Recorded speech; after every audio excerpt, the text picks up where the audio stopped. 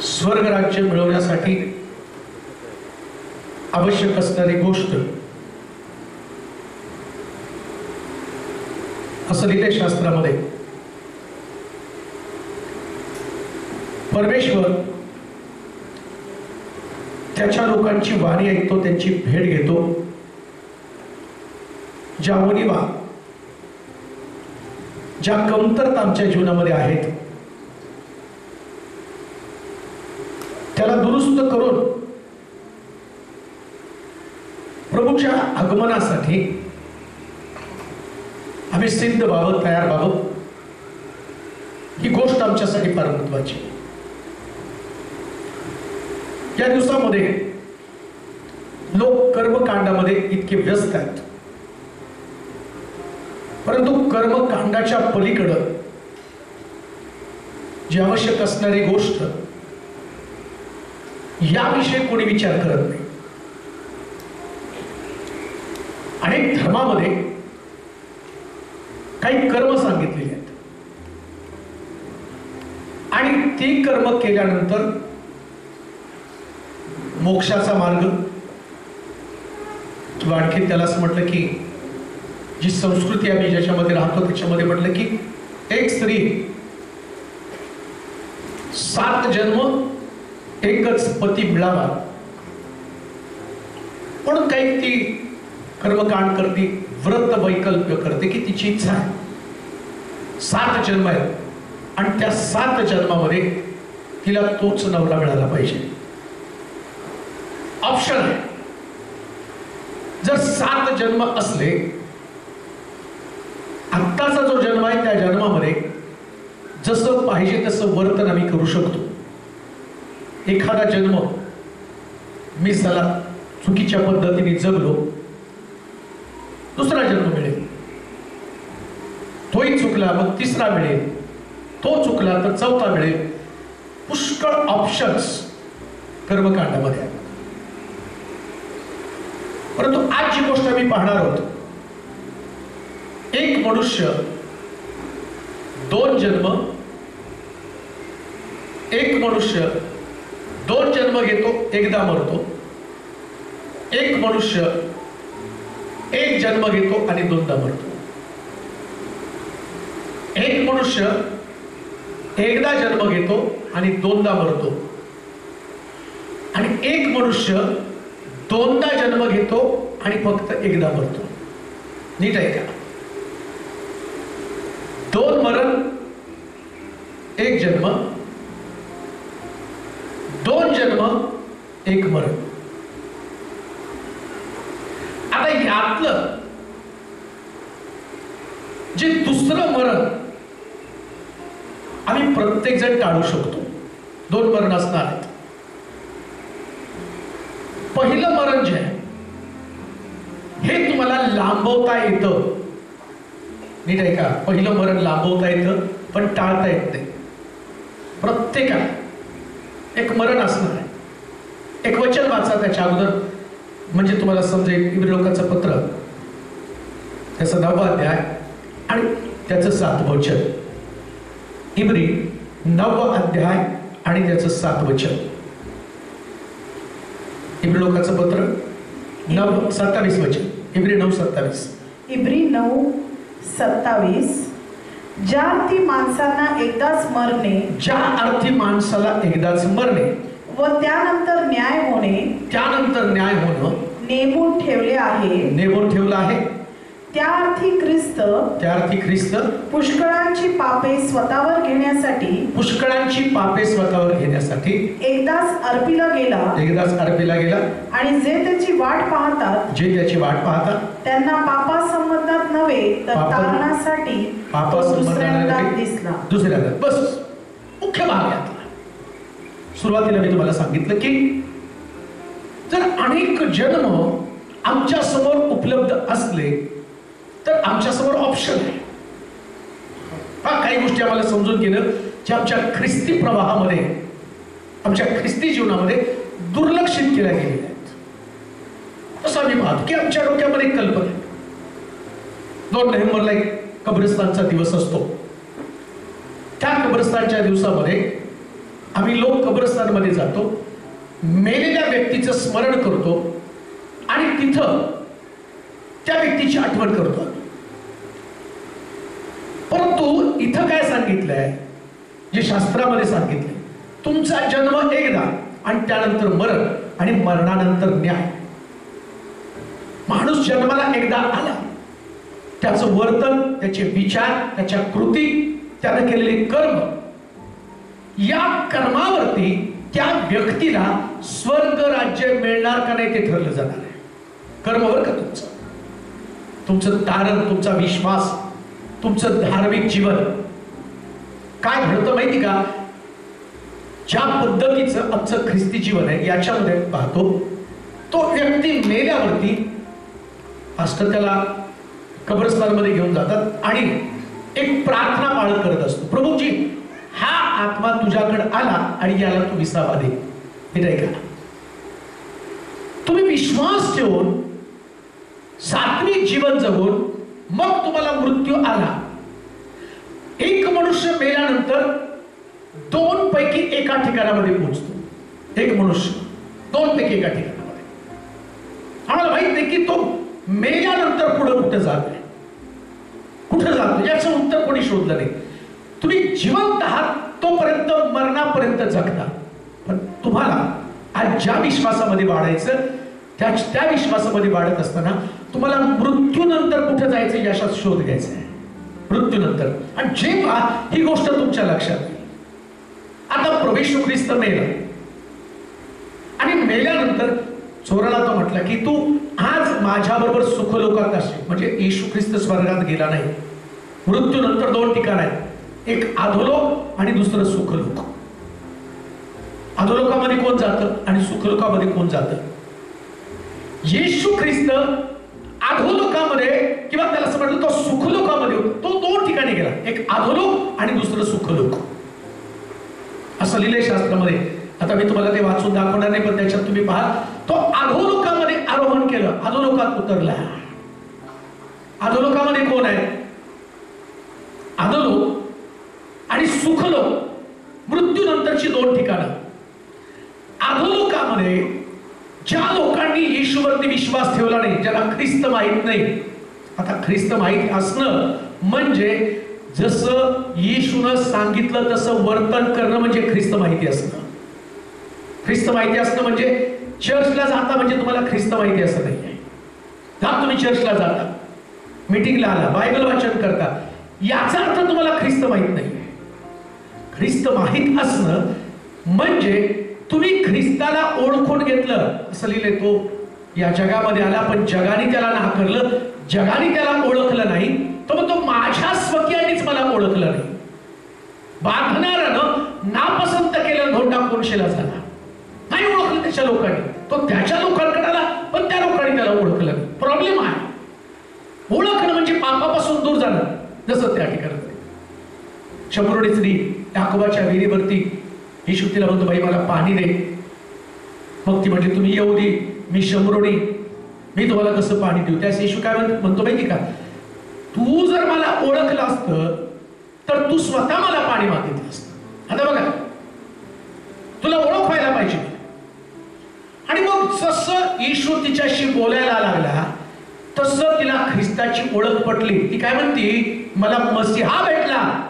घागर तिथं टाकली आणि ती पडाली. म्हणजे ख्रिस्ताला ओळखलं म्हणजे पाप सोडून देणं. त्याला ख्रिस्ताची ओळख पटली, त्याला पाप सोडले नाही. आता मुळात पाप काय हेच आम्हाला माहित नाही. मी तुम्हाला जन्मासंबंधानं आणि मृत्यू संबंधानं आज सांगणार नाही.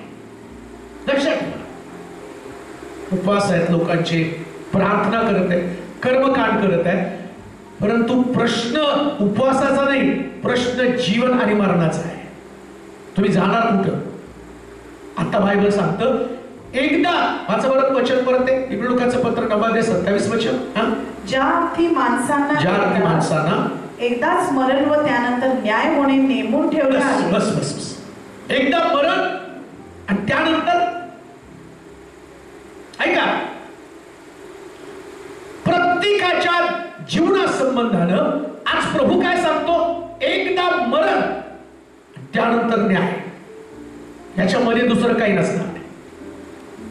मेल्यावर 40वा घाला, 3रा दिवस करा, कब्रस्तानचा दिवस करा, पण त्या मेलेल्या व्यक्तीला आता कोणी सुद्धा स्वर्ग राज्य देऊ शकत नाही. नीट आहे का?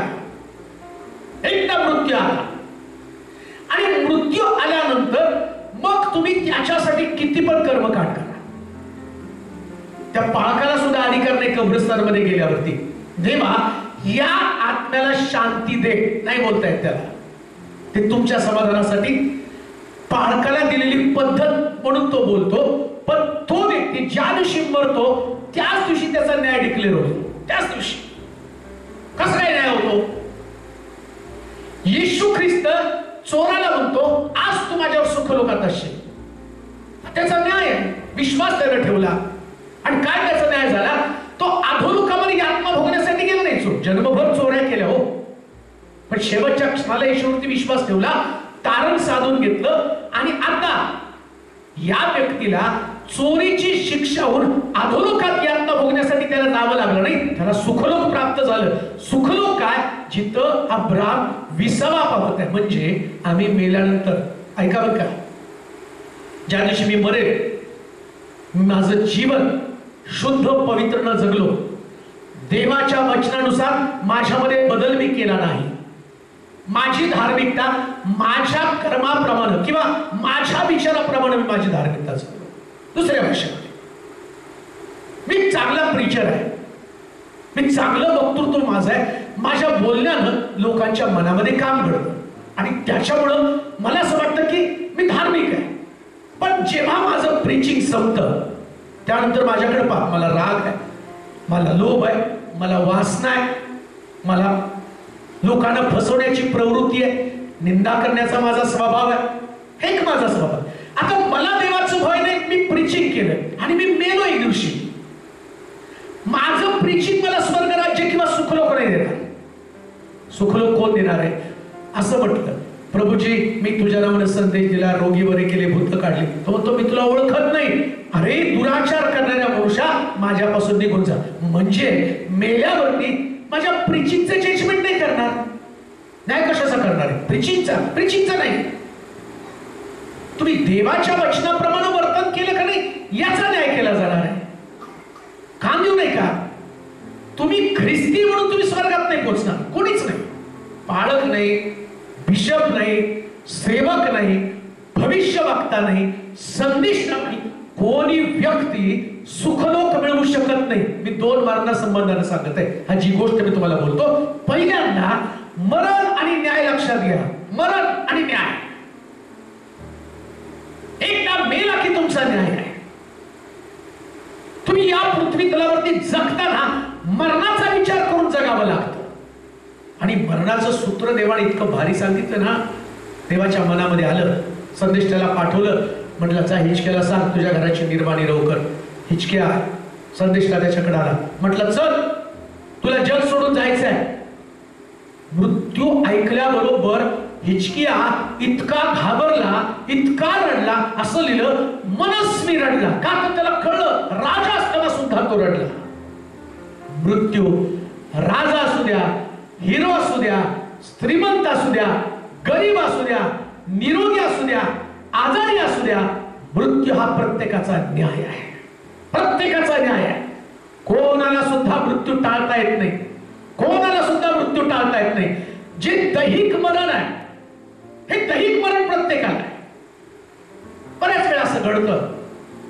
माझ्याकडे पण पुष्कळ, जर तुम्ही व्हॉट्सअपला माझ्या कनेक्ट असाल तर तुम्हाला कळेल, बऱ्याच लोकांनी प्रार्थनेसाठी सांगितलं. काही लोक प्रार्थनेने बरं झाले, काही लोक प्रार्थना करून सुद्धा मेले. आम्हाला असं वाटतं की देवानं का नाही वाचवलं, का नाही वाचवलं? वाचवायला पाहिजे. मरणाचं कारण काय? माणसाला मृत्यू येतो का ते शोधलं पाहिजे ना. देवानं जन्म समय मृत्यू समय उपदेशकाचं पुस्तक 3 अध्याय 1 आणि 2 वचन वाचा. म्हणजे जिथं मला तुम्हाला घेऊन जायचंय आणि तुम्हाला कोणतं मरण येणार आहे ते तुम्हाला या ठिकाणात कळणार आहे. तुम्ही 2दा मरणार आहात किंवा 1दा मरणार आहात ते तुम्हाला समजेल. उपदेशकाचं पुस्तक 3 अध्याय 1 आणि 2 वचन. उपदेशक 3 1 आणि 2. उपदेशकाचं 3 अध्याय 1 आणि 2. 1 आणि 2. सर्वांचा काही उचित काळ म्हणून असतो. सर्वांचा काही उचित काळ म्हणून असतो. भूतलावरील प्रत्येक कार्याला समय असतो. प्रत्येक कार्याला समय. जन्म समय व मृत्यू समय. जन्म समय व मृत्यू समय. रोपण्याचा समय व रोपलेले उपटण्याचा समय. रोपण्याचा समय व उपटण्याचा समय असतो. वधण्याचा समय व बरे करण्याचा समय. वधण्याचा समय बरं करण्याचा समय. मोडून टाकण्याचा समय व बांधून काढण्याचा समय. मोडून टाकण्याचा समय व बांधून टाकण्याचा समय असतो. रडण्याचा समय व हसण्याचा समय. रडण्याचा समय हसण्याचा समय. शोक करण्याचा समय. शोक करण्याचा समय. नृत्य करण्याचा समय असतो. बस बस बस बस. मुख्य भाग काय? जसा जन्माचा समय तसा मृत्यूचा समय. ठीक आहे का? प्रत्येक व्यक्तीला कधी जन्माला घालायचं हे देवाने ठरवलेलं असतं आणि त्या व्यक्तीला मृत्यूदंड कधी द्यायचा हे पण देवाने ठरवलेलं असतं. अजून एक गोष्ट तुम्हाला सांगतो. डॉक्टर तुमच्या मरणाची तारीख डिक्लेअर करू शकत नाही. कोण व्यक्ती तुमच्या मरणाची तारीख डिक्लेअर करू शकत नाही. नीट ऐका, कोणीच नाही बरं का. बघा, ज्यावेळेस एलियानं इजबेल राणीचे संदेश ते मारले आणि तिथं असं लिहिलं, इजबेल म्हटली उद्या तुझी जसं तू माझ्या संदेशाला मारलं तसं उद्या मी तुला मारून टाकणार आहे. आता इजबेलीचं हे वाक्य ऐकलं आणि एलिया इतका घाबरला, मरण आल्यावर तो गुहेमध्ये जाऊन लपून बसला. मग इजबेलीने मारलं का? अहो, देवानेच ठरवलं होतं त्याला मारायचं. मोशेच्या जन्माच्या वेळेस 2 वर्षाच्या मोशेच्या जन्मावेळेस सगळी भूसंतान म्हणजे सगळी लेकरं मारायची. आता मोशेच्या जन्माच्या वेळेस मोशेला सुद्धा मारण्याचं फार मोठं फरमान काढलं. मोशे नाही मेला, वाचवला देवानं त्याला. येशूच्या जन्माच्या वेळेस हेरोद राजानं फरमान काढलं 2 वर्षाच्या आतील बालक मारा. का? येशूला मारायचं त्यांनी प्लॅनिंग केलं होतं. हे तुम्हाला मी का सांगतो? तुम्हाला मृत्यू कोण व्यक्ती देऊ शकत नाही. तुम्हाला मृत्यू आजारपण देऊ शकत नाही. तुम्हाला मृत्यू एखादी व्यक्ती प्लॅनिंग करून मारू शकत नाही. शास्त्रात सांगितलं, देवानं प्रत्येक व्यक्तीचा जन्माचा आणि मृत्यूचा समय फिक्स करून ठेवलेला आहे. हे सत्य आहे.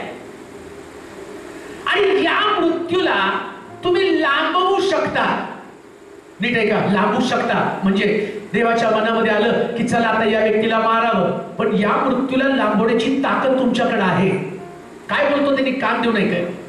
समजा देवाने तुम्हाला ठरवलं ते आता मारायचं, माझ्या बाबतीमध्ये देवाने ठरवलं, मग आणि देव मृत्यू देताना देव दाखवत नाही मृत्यू. बघा कधी कधी नाही, अहो चांगले बोलता चालता रात्री झटक्यावर मरून गेले, कसं काय गेले कळलंच नाही.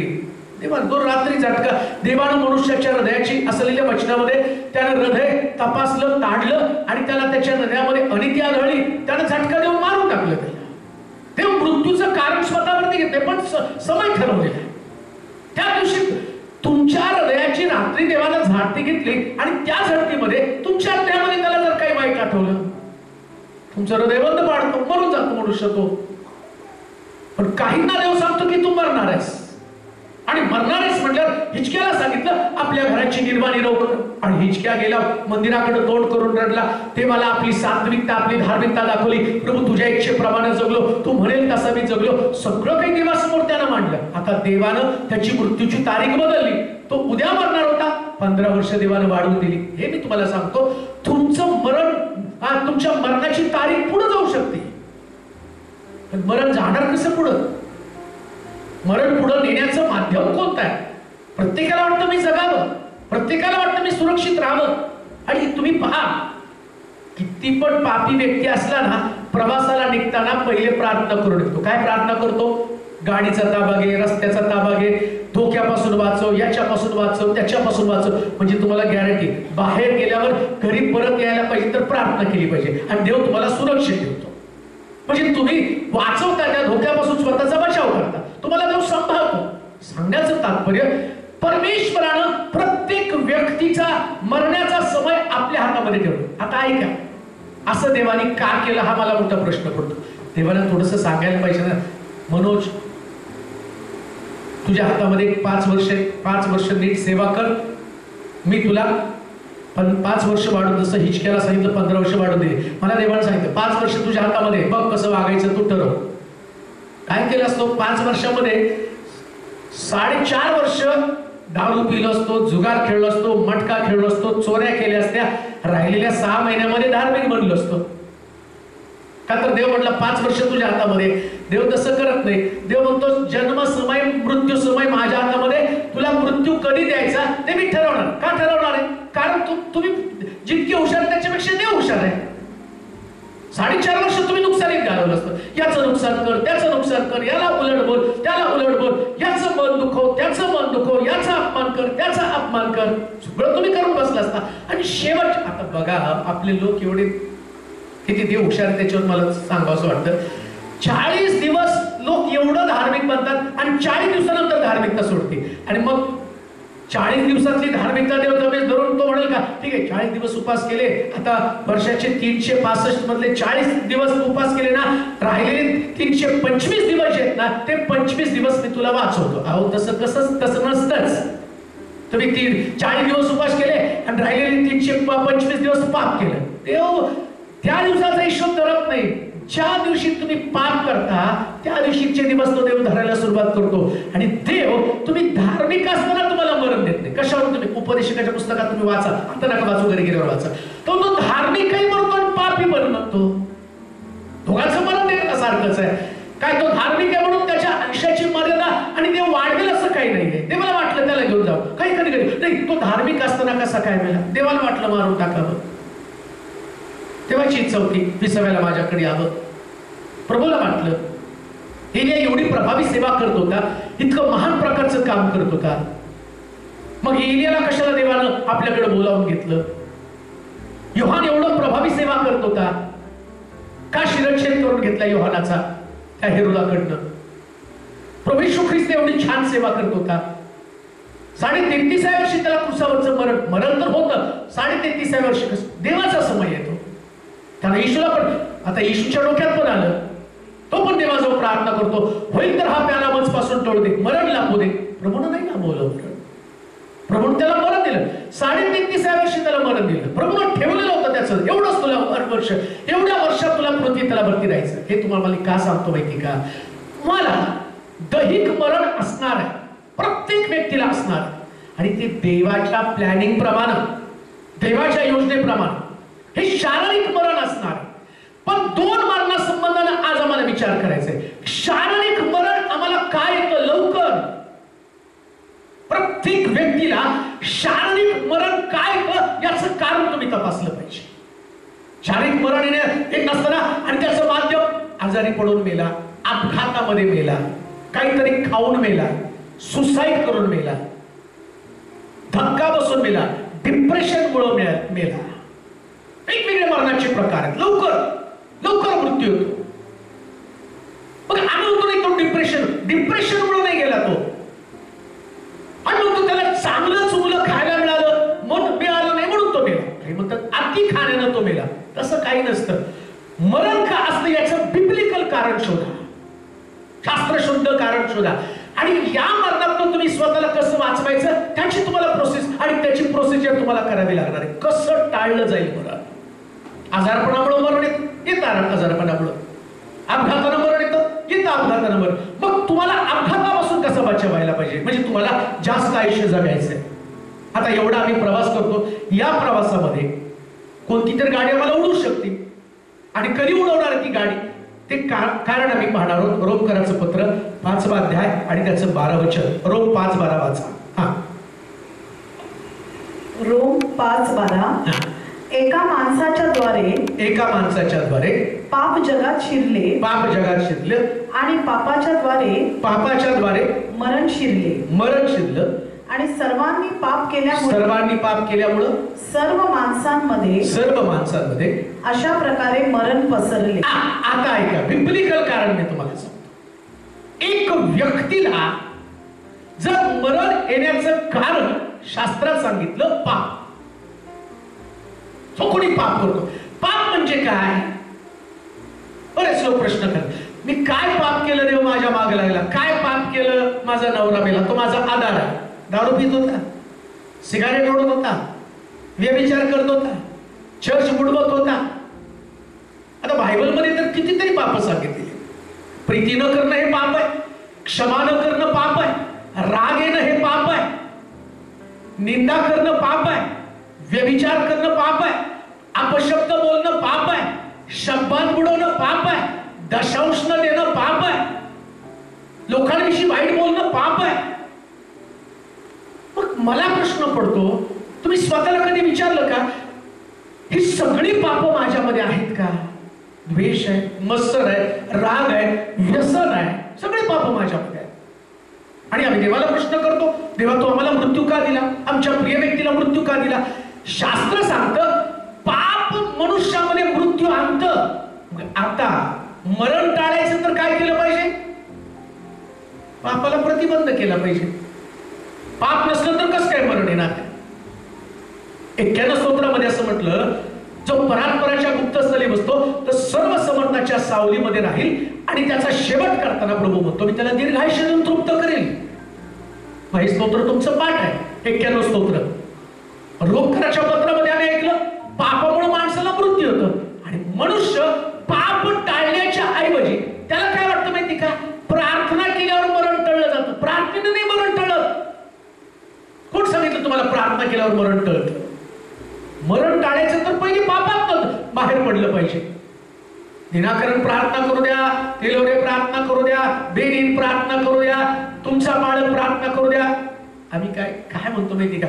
त्यांना सांगू ना त्यांची प्रार्थना लई पॉवरफुल आहे आणि त्यांच्या प्रार्थनेने वाचेल. तुमचं पाप त्याच्यापेक्षा जास्त पॉवरफुल आहे, तुम्हाला मातीत घेऊन जाईल. मला कोण सांगितलं त्याच्या प्रार्थनेनं आणि तो वाचणार आहे? माहित नाही आमच्या लोकांना.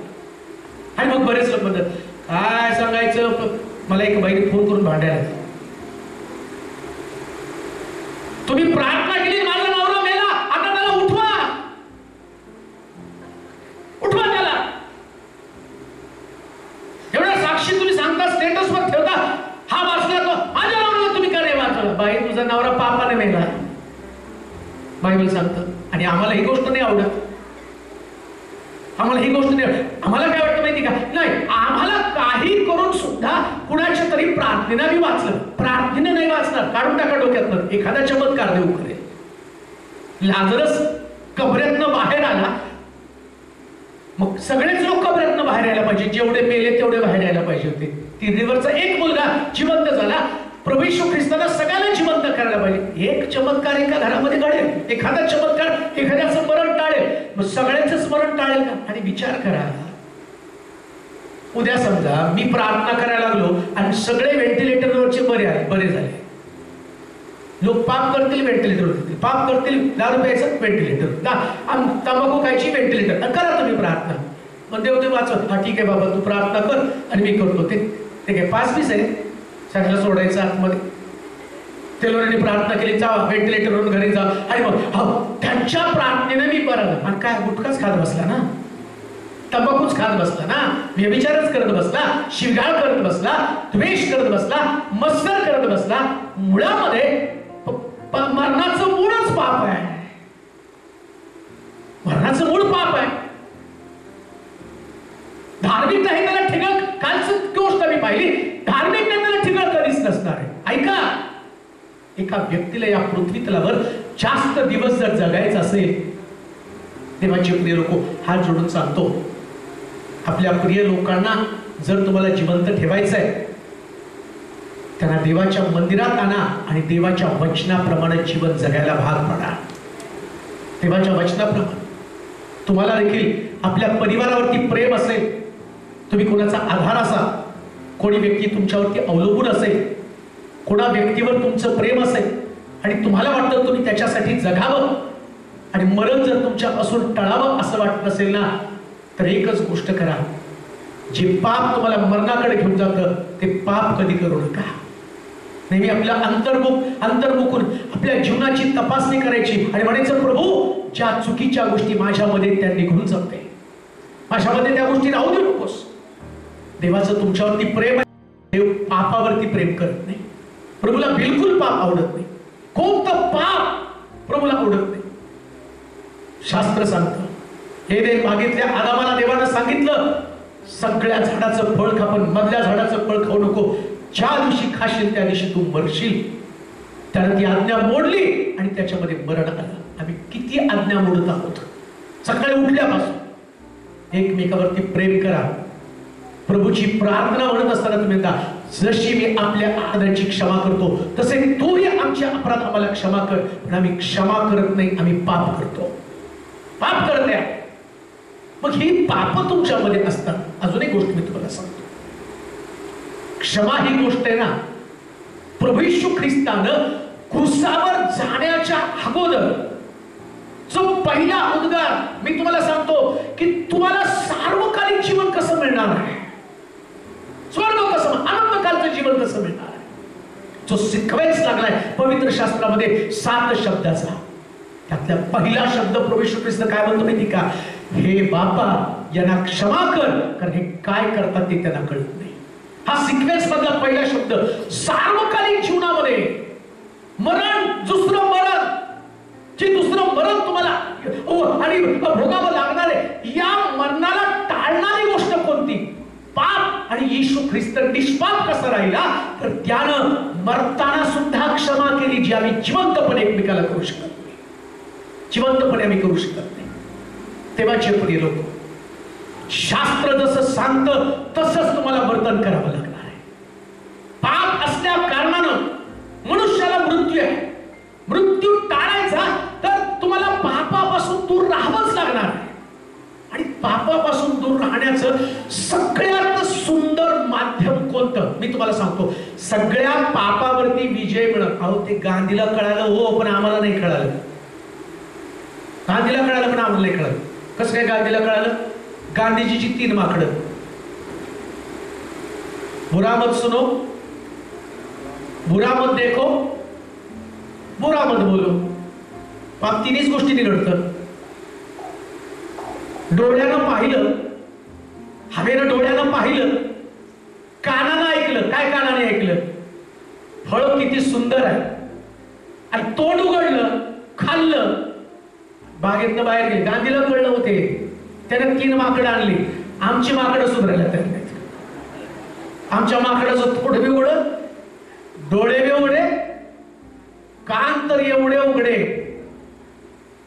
ऐकू नका म्हटलं कुणाचं तरी ते ठिकाणामध्ये, थांबाव जरा, गप्प बसा, तिकडं काय चाललं कडे, भिंतीच्या पलीकडं. अजून मोबाईल मध्ये जर ते डिव्हाइस आलं ना, तर अमेरिकेत काय झालं ते पण ऐकतील आपले इडे. नरकात जाऊ पण ते आम्ही ऐकू. मरण स्वीकार, दीर्घायुष्य व्हायचंय ना, सगळ्यात सोपा मार्ग. कोण काय बोलतं कधीच ऐकू नका. आणि काय होतं माहिती का, आम्ही कधी कधी म्हणतो माझ्या मनाला खूप दुःख झालं, माझ्याविषयी ते असं बोलतील असं कधीच वाटलं नाही, ऐकलंच कशाला. मग काही लोक शॉकने गेले होते, शॉकने नाही, पापाला गेले. त्यांना ऐकण्याची घाण सवय होती. सारखं कान लावून बघत होते, कोण काय बोलतंय, कोण काय बोलतंय, कोण. अजून कशाने मारतात माहिती का? थोडस ऐकायचं, त्याच्यामध्ये जास्तीचं बोलून सांगायचं, ते भांडण आपल्या घरी द्यायचं. मग मी हे बोललो पण हे बोललो नाही, याही धक्क्याने मरून गेले. मग स्तोत्र 1 म्हणा बरं, स्तोत्र 1. धन्य तो पुरुष, माहिती म्हणा पोटसारखं. धन्य तो पुरुष, बोला की, बोला. कोल्हापूरच्या लोकांना तुमचं सगळं पाठ आहे, मला असं कळलंय, म्हणा. अरे पाठ नाही, ठीक आहे. मी धन्य तो पुरुष, दुर्जनांच्या मसलतीने चालत नाही, पापी जनांच्या मार्गात पाऊल घालत नाही, निंदकाच्या बैठकीत. पण आम्हाला सवय, कोणी म्हणलं असं असं, होय का हो, माझ्याही कानावर आलं, मी पण, मला पण त्या कळालं. तिथं आम्हाला काय, मी तर ह्याच्यापेक्षा जास्त ऐकलं. आणि संध्याकाळी गुडघे टेकून, तेव्हा झटका येऊ देऊ नको रात्री, हृदय सुरक्षित ठेव, मेंदू सुरक्षित ठेव, पॅरालिसिस होऊ देऊ नकोस. ऐका, जेवढे झटके तुम्हाला द्यायचे तेवढे झटके देणार आहे. मी म्हणतो, निरोगी जीवन जगायचं असेल ना, हे सगळे डोक्यातले या मेंदूच्या नसा एवढ्या कशाला फोडता, वाकड्या तिकड्या का करता? ह्याच्यात जबाबदार तुम्हीच आहात. तुम्ही दुर्जनांच्या अहो काम तुम्हाला ते देवानं नेमलं नाही. या पृथ्वी तलावर देवाच्या लोकांना एकच काम आहे, अहोरात्र परमेश्वराच्या शास्त्राचं मनन करणं. म्हणून ते स्तोत्र दुजनाच्या बसलं तरी चालत नाही, धर्मनिंदकाच्या बैठकीत बसत नाही, तर काय करतो? रात्रंदिवस शास्त्राचं मनन करतो. अहो शास्त्रामध्ये जीवन आहे. या सगळ्या मरणाच्या गोष्टी आहेत. चर्चा या मरणाच्या गोष्टी आहेत, निंदा या मरणाच्या गोष्टी आहेत, एकमेकाविषयी बोलणं मरणाच्या गोष्टी. हे पाप आहे आणि लोकांना ते पाप आवडतं आणि मग प्रश्न करतो, हे प्रभू आम्ही एवढं धार्मिक होतो, आम्हाला का मरण आणलं? त्याचं उत्तर एकच आहे, तू पाप केलं म्हणून तुला मरण आलं. पाप केलं तू. परत दुसरी गोष्ट, देवाकडं पाप त्या पापाला दर्जा नाही हो. पाप म्हणजे पाप. आपल्याकडे खोट्याला म्हणतो आम्ही सफेद झूठ, म्हणजे काय? पांढरं सत्य जे स्वतःला वाचवतो. नाही मी खोटं बोललो तर त्याच्यामध्ये लोकांचा बचाव झाला ना. देवाकडे सफेद झूठ आणि ब्लॅक झूठ, व्हाईट अँड ब्लॅक अशा प्रकारचं लाईज नसतं. असत्य म्हणजे असत्य, खोटं म्हणजे खोटं, पाप म्हणजे पाप. वाईट ऐकणं पाप, वाईट बोलणं पाप, वाईट विचार करणं पाप. जेवढं तुम्ही वाईट विचार कराल, नीट ऐका, पॅरालिस होण्याचं दुसरं कारण मी तुम्हाला सांगतो. पॅरालिस मेंदूमध्ये, मेंदूच्या शिरा डावी बाजू कुठं खराब झाली तर उजवीकडे झटका येतो, उजवी बाजू खराब झाली तर डावीकडे झटका येतो. जेवढे वाईट विचार कराल तेवढे झटके बसणारच आहे ना. मग त्याच्यापेक्षा चांगले विचार करून देवाच्या सानिध्यात राहिलं तर मरण टळलं जातं. मग त्याच्यात साहेब मला पॅरालिसिस झाला, तुम्ही माझ्यासाठी प्रार्थना करा. मी म्हणतो, मी तुमच्यासाठी प्रार्थना करण्याच्या ऐवजी तुम्ही स्वतःच पापापासून दूर राहिला तर तुमचं जीवन वाचलं जाणार आहे. म्हणून पापाच्या द्वारे मरण. आता दोन मरण आपण पाहणार आहोत. दुसरे मरण, प्रकटीकरणाचं पुस्तक 2 अध्याय 11 वचन. एक शारीरिक मरण आहे जे प्रत्येकाला पापाच्या द्वारे प्राप्त होतं, ते प्रत्येकाला येणार, हे कुणाला टळलं जाणार नाही. परंतु दुसरं मरण जे आम्ही टाळू शकतो त्याच्या संबंधानं पाहणार आहोत. प्रकटीकरणाचं पुस्तक 2 अध्याय 11 वचन. आत्मा मंडळास काय म्हणतो, हे ज्याला कान आहेत तो ऐको. हे ज्याला कान आहे तो ऐको. जो विजय मिळवतो त्याला दुसऱ्या मरणाची बाधा होणारच नाही. पहिलं मरण शारीरिक मरण. प्रत्येक व्यक्तीला शारीरिक मरण येणार. आम्ही म्हणाल का?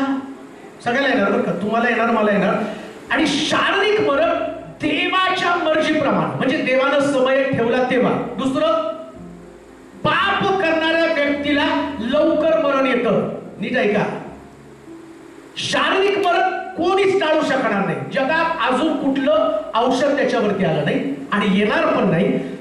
शारीरिक मरण टाळण्याची ताकद फक्त देवाकडे आहे. एडेन मागे 2 झाडं होती. एका झाडाचं नाव बऱ्या वाईटाचं झाड आणि दुसरं जीवनाचं झाड. जीवनाचं झाड त्या ठिकाणामध्ये होतं. आता जीवनाचं झाड काय होतं ते तुम्हाला कधीतरी, परत कोल्हापूरमध्ये मीटिंग झाली तर मी ते जीवनाचं झाड सांगेल, पण आता मी त्याच्यात, पण जीवन प्रभू येशू ख्रिस्ताकडे देवाकडे. पृथ्वी तलावर मरण आहे. डॉक्टर तुमचं आयुष्य वाढवू शकत नाही. ऐका, टॅबलेट देऊन सुद्धा तो तुमच्या शरीरातला रोग बरा करतो, मरण नाही टाळू शकत. कोणीच नाही टाळू शकत. तुम्ही बघा, कोरोना काळामध्ये पैशाच्या बॅगा घेऊन डॉक्टरकडे गेले, आमचं मरण टाळ, एक पण नाही वाचला. आणि काही लोक मरणात नाही, प्रार्थना करणारे लोक, विश्वासामध्ये धार्मिक लोक आहेत, ते राहिले जिवंत. तुम्ही पण जिवंत राहिला. याचा अर्थ तुम्ही धार्मिक आहात म्हणून नाही राहिला बरं का. नाही तर काही लोकांना असं वाटेल, पाळक लोक गेले बघा, ते पापी होते आणि आम्ही जिवंत राहिलो, आम्ही धार्मिक होतो. ते पण डोक्यातनं काढून टाका.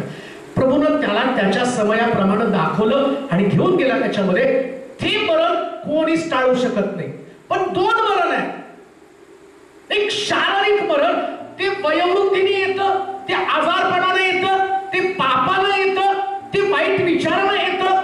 काही लवकर येतं आणि काही उशिरा येतं. काही गर्भाशयात मरतात लेकरं. त्याचे उत्तर मी विचारतो देवाला. मग गर्भाशयात मेलेल्या मुलाचं काय? देवानं त्याला एवढ्या लवकर मरण का दिलं? काय एवढं लवकर मरण त्याला दिलं? त्याचं एक कारण मी तुम्हाला सांगतो. दावीद म्हणतो, मी गर्भधारण केलं तेव्हापासूनचा पापी. ऐका बरं का, गर्भात लेकरं मरतात. दावीद म्हणतो, मी गर्भधारण केलं तेव्हापासूनचा पापी आहे. आता विचार करा, पापाचं वेतन मरण आहे. मग तुम्ही त्या बाळाला कसं काय पाप समजतं? अहो ते गर्भात होतं तेव्हापासून ते पापच होतं ना.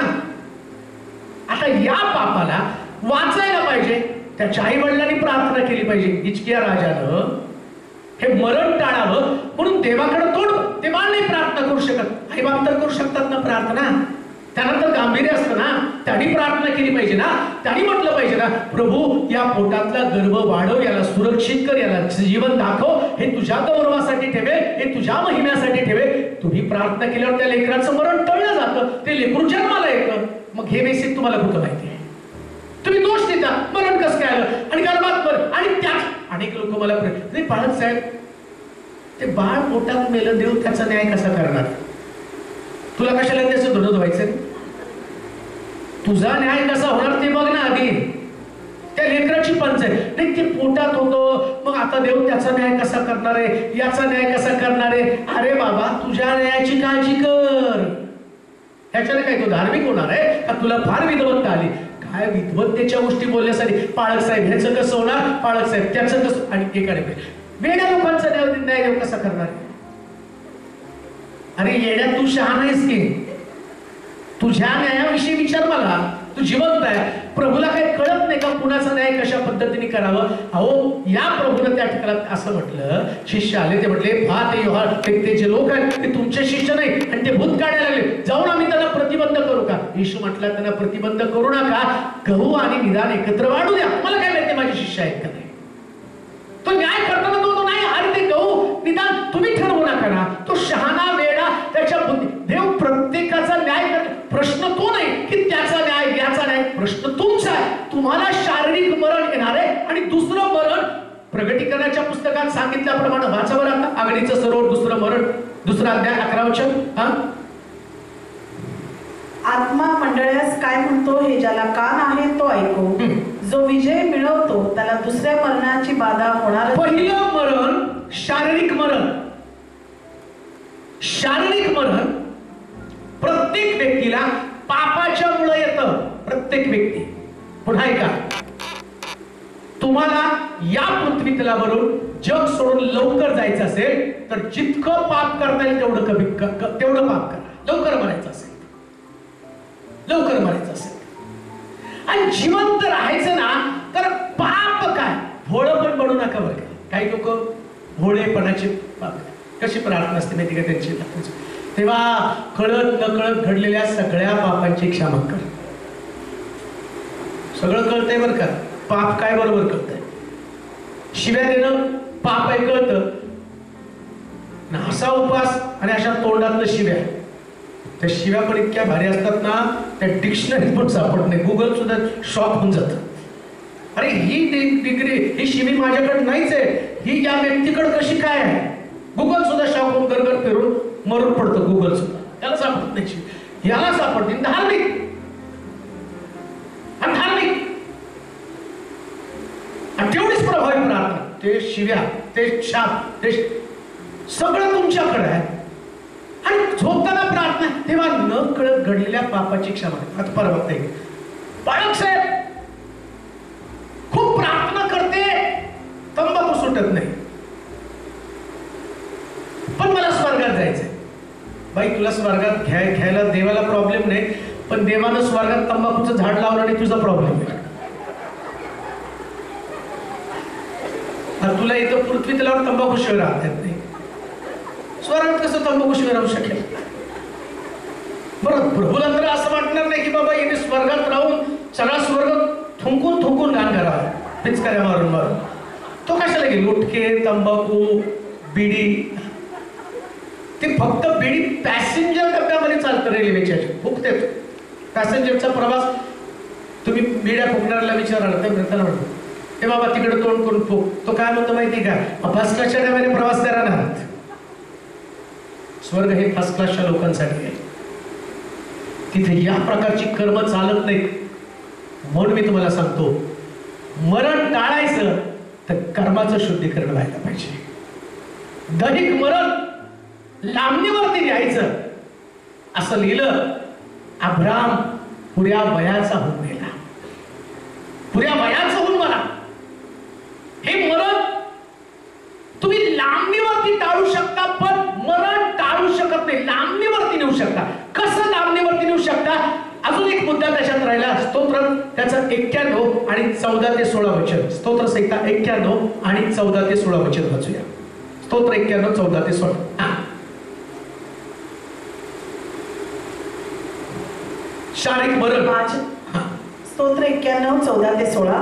माझ्यावर त्याचे प्रेम आहे, माझ्यावर त्याचं प्रेम आहे, म्हणून मी त्याला मुक्त करीन. म्हणून मी त्याला मुक्त करीन. त्याला माझ्या नावाची जाणीव आहे, माझ्या नावाची जाणीव आहे, म्हणून मी त्याला उच्च स्थळी सुरक्षित ठेवीन. उच्च स्थळी सुरक्षित ठेवे. तो माझा धावा करीन, माझा धावा करीन, तेव्हा मी त्याला उत्तर देईन. मी त्याला उत्तर देईन. संकट समयी मी त्याच्या जवळ राहीन, संकट समय मी त्याच्या जवळ राहील. मी त्याला मुक्त करीन, मुक्त करीन. मी त्याला गौरव देईन, गौरव देईल.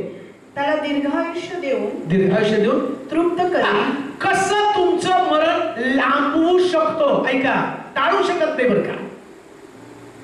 कोणीही पाळक, कोणी सेवक तुमचं मरण टाळू शकत नाही, पण देवाच्या वचनात तुमचं मरण लांबवलं जाऊ शकतं. मरणापासून तुम्ही काही काळ सुरक्षित राहू शकता. दुसऱ्या भाषेमध्ये, जेवढं आयुष्य प्रभूनं तुम्हाला दिलं तेवढं तुम्ही जगू शकता. समजा देवाने माझ्या बाबतीत ठरवलं, मी तर देवाजवळ प्रार्थना करतो की देवा 100 ते 120 वर्ष जगव, ते पण बेडवर नको. नाही तर 120 वर्ष जगायचं आणि त्या लोकांनी बघून त्यांनी म्हटलं कधी नेतो, जागा अडवली पलंगावर. तसं म्हणते दीर्घायुष्य. पण ते दीर्घायुष्य कसं मिळणार आहे? तिथं असं म्हटलं, माझं त्याच्यावरती प्रेम आहे.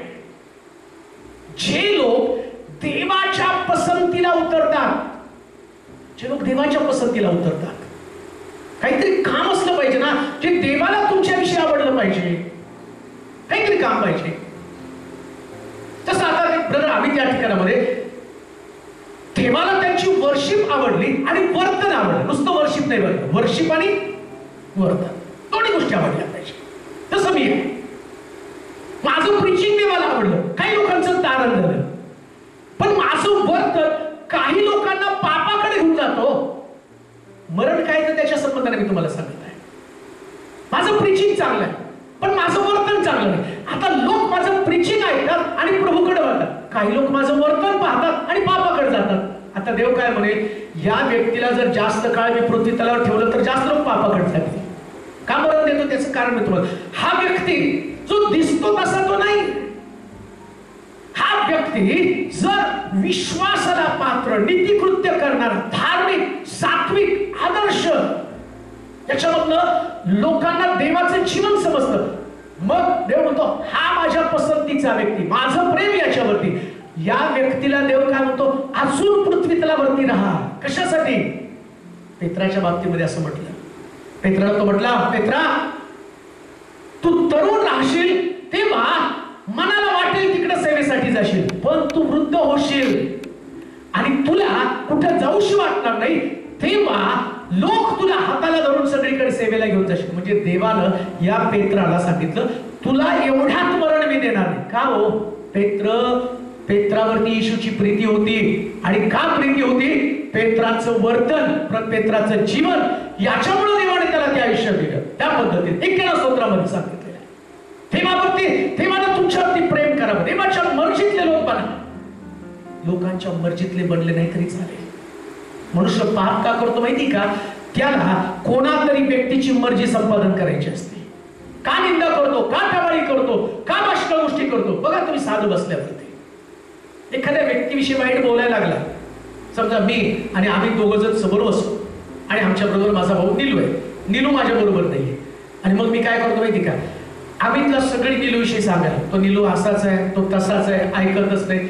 जर आम्हीतनं मला रिस्पॉन्स दिला नाही तर माझं डोकं फिरतं. मग मी काय म्हणतो, हे दोघं एक आहेत बरं का, माझ्यावर त्याची निंदा करत नाही. आणि तो निंदा करायला लागला तर तो पाप करतो ना. म्हणजे याच्या मर्जीसाठी त्याला तो, हा बाळक साहेब मी पण बघितलं बरं का, निलूला बघितलं, फुगीर आहे, असं आहे, तसं आहे, तो असाच करतो. तर त्यांनी चर्चा करायला कशासाठी? याचं माझं मन संपादन करण्यासाठी त्याला नावं ठेवत आहे आणि त्याला नावं ठेवतो म्हणून त्याचं आयुष्य कमी झालं. पण इकडं आम्ही काय म्हणतो, तुला काय बोलायचंय, तुझं मत आहे, मी तुझ्या मताशी सहमत नाही, मला जे पसंत पडतं ती माझ्या देवासाठी मी करणार आहे. मी कोणाची निंदा करणार? इकडं तुझं आयुष्य वाढलं, इकडे तुझं आयुष्य वाढलं. म्हणून माणसाची मर्जी संपादन करत बसू नका. त्याला हे आयुष्य टाइमपास साठी नाही. मी म्हणतो जगायचंय कुणासाठी हो? ही व्यक्ती निंदा करते तिच्यासाठी जगायचंय. ती तुम्हाला नरकात घेऊन चालली, ती तुमचं आयुष्य कमी करायला लागली, ती व्यक्ती तुम्हाला नाशाकडे घेऊन चालली. आणि प्रभू त्याच गोष्टी स्वर्गातला देव तुम्हाला काय वाटतं? इस्लाच्या रक्षकाला झोप लागत नाही, तो डुलकी घेत नाही. डुलकी घेत नाही तर देव काय करतोय? दिवस रात्र सगळं तुमचं वर्तन बघत बसतो. कुठं बसता, तुझं बसणं, तुझं उठणं, तुझं चालणं, तुझं बोलणं, तुझं निजणं सगळं बारकाईने बघतो देव, सगळं बघतो. आणि सगळं बघत असताना तुम्ही म्हणता नाही आता आम्ही उपासात आहोत, देव आम्ही उपास नाही हो. यशाच्या ग्रंथात 28 तो आम्ही उपास करतो ते तू का पाहत नाही? मुळात उपास पाहत नाही. काय पाहतो? उठणं, बसणं, चालणं, बोलणं, निजणं सगळं देव बारकाईने पाहतो. उपास तर बघतच नाही. मग काय बघतो? काय बोलता, काय विचार करता, कसं निसता. निसताना तुमच्या डोक्यात काय? निसताना पण डोक्यात काय असतं नाही. उद्या उठलो ना, काही लोकांना रात्री झोप येत नाही, ते काय म्हणतात? बदला घ्यायचा बरं का. मग ते म्हणतात गेलो 4 माणसात अशी फजिती केली, आता पोटभर जेवण गेलं. 4 माणसात फजिती केल्यावर जेवण गेलं, सगळं झालं. आणि म्हणतो काय म्हणजे काय माझं चुकलं? देवानं मरण का दिलं? अरे तुझ्या तोंडाला लगाम घाल, आपल्या जिभेला नियंत्रण ठेव. मग दावीद म्हणतो हे देवा माझ्या मुखावर पहारा ठेव, माझ्या वाणीचं द्वार सांभाळ. का असं लिहिले? जिभेच्या हाती जीवन आणि मरण आहे. मरण तर जिभेनं आलं तुम्हाला. काय घडलं? संदेश येतो तो म्हणतो उद्या प्रभू जबरदस्त स्वस्ताई करणार आहे. आणि सरदार काय म्हणतो? देवाला आकाश कपाट उघडली तर एवढी स्वस्ताई होणार नाही. तो म्हटलं तुला ही दिसेल पण त्यातला अनुभव तुला झालं काय? त्याच्या तोंडानं लोकांनी त्याला पायाखाली तुडवलं पण त्याला त्याचा भाग सुद्धा मिळाला नाही. जिभेनं मरण आणलं. मरणाचं कारण काय? शारीरिक मरण. त्याच्या संबंधानं म्हटलं हे आमच्या असणाऱ्या वर्तनानं जो देवावरती प्रेम करतो देव त्याला जास्त प्रकारचं. वाचा वचन ते 91 स्तोत्र 14 अध्याय 91 स्तोत्र 14 ते 16 वचन. माझ्यावर त्याचे प्रेम आहे, माझ्यावर त्याचं प्रेम आहे म्हणून मी त्याला मुक्त करीन. मी त्याला मुक्त करीन. त्याला माझ्या नावाची जाणीव आहे, माझ्या नावाची जाणीव आहे म्हणून मी त्याला उच्च स्थळी सुरक्षित ठेवीन. जर तुमचं देवावर प्रेम असेल, देव तर तुमच्यावर प्रेम करतो. योहान 3:16 मध्ये सांगितलं देवानं जगावर एवढी प्रीती तुमच्यावर प्रेम केलं. प्रश्न तुमच्यावर प्रेमाचा नाही. ऐका, शास्त्र वाचताना किती गंभीरपणे तुम्ही वाचतात त्याची झलक तुम्हाला या ठिकाणी दिसेल. लाजरस आजारी पडला आणि तो मेला आणि मग येशू तिथं पोहोचला आणि येशू आला तिथं रडला. त्यास लोक काय म्हणतो होते माहिती का? याचं जर या लाजरसवर एवढं प्रेम होतं मग लाजरस आजारी पडल्यावर का नाही आला? हा प्रेम प्रश्न प्रेमाचा नाही. देवानं प्रेम केले तुमच्यावरती पण तुम्ही देवावरती प्रेम करता हा प्रश्न आहे ना. तुम्हाला देवाने वाचवावं मग तुमचं देवावरती प्रेम आहे का? तर नाही आमचं देवावरती प्रेम आहे म्हणून बाळ साहेब बाकीचे नाही आले पण आम्ही बायबल स्टडीला आलो ना. प्रेम आहे म्हणून नाही आला तुम्ही. तुमचं देवावरती प्रेम असेल ना, देव तुमच्या येण्या जाण्याला नाही महत्व देत. तुम्ही आला काय, गेला काय, किती वेळ बसला काय. आता मी पण तासभर उन्हात तानात प्रीचिंग करतोय, घाम निघतोय, सगळं करून हे माझं देवावरती प्रेम आहे म्हणून नाही. त्यांनी मला बोलवलंय, बोलवल्यावर मला बोलावं लागतंय आणि देव याच्यावर त्याचं माझं प्रेम नाही दाखवत. नाही तू प्रीचिंग केलं प्रेमाविषयी म्हणून तू अहो ते प्रेम हा जो शब्द आहे ना फार कॉमन आणि क्षुल्लक आहे. बघा फाटके कपडे घालून पण त्या मुलीला हातात गुलाब देऊन म्हणतो आय लव्ह यू, मी तुझ्यावर प्रेम करतो आणि मी तुझ्यासाठी सगळं करेन, सगळं करेन. आणि ती काय म्हणते मग प्रेमामध्ये? नाही मी तुझ्यावर मरेल आणि वेळ पडलं तर तू खड्डे खोद आणि मी पाठीने माती बाहेर फेकते. प्रेम आहे आपलं. आणि आई वडील सांगतात की अगं त्या रिकाम टेकड्याला काम धंदा नाही, तुझं पोट कसं भागवे? नाही माझं प्रेम आहे, मी त्याच्यावर उपाशी राहील. किती दिवस राहशील ग? घरात तुला आईने जेवण नाही दिलं तर बोंबा मारते. ते नाही केलं तर हीच भाजी केली का आणि किती दिवस हीच खायची? त्याला तर काम ना धंदा पण तो ते प्रेम आहे. हा शब्द खूप सोपा आहे. मग येशू ख्रिस्त प्रेमाची व्याख्या करताना काय म्हणतो माहिती का? जो कोणी माझ्यावर प्रीती करेल तो माझ्या आज्ञा पाळेल. तुमचं देवावरती प्रेम आहे, आज्ञा पाळल्या पाहिजे, त्याच्यावर सिद्ध होणार आहे तुमचं देवावरती प्रेम आहे. तुम्ही प्रभूला गाण्यामध्ये, आमच्याकडे काय माहिती का, वर्शिप मध्ये जाता जाता आय लव्ह यू जीसस आणि दलिलेच्या मांडीवरती आय लव्ह यू दलिला आणि आय लव्ह यू जीसस.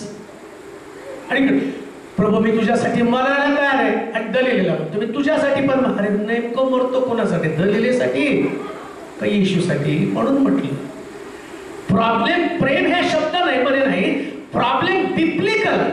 आणि बिब्लिकल प्रेम काय? जो कोणी माझ्यावर प्रीती करतो तो माझ्या आज्ञा पाळेल. आज्ञा पाळण्याच्या सवयी सिद्ध होतो तुमचं देवावरती प्रेम आहे का?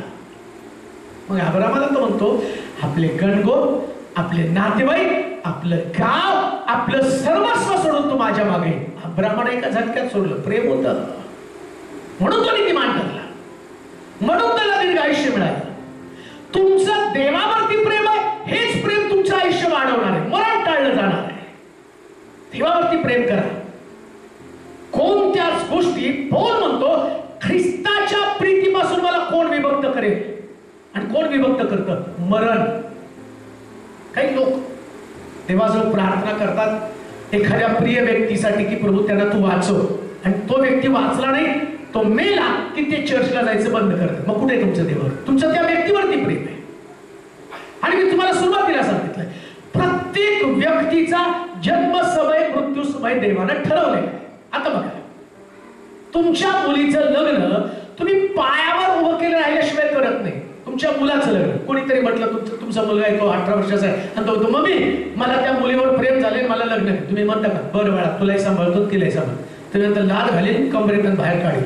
पहिले का शिक्षण घे, पायावर उभं राहा, मग तुला आय लव्ह यू करत काय फिरायचं ते फिर, कारण ते समय आहे, त्या समयात तुझं लग्न व्हायला पाहिजे.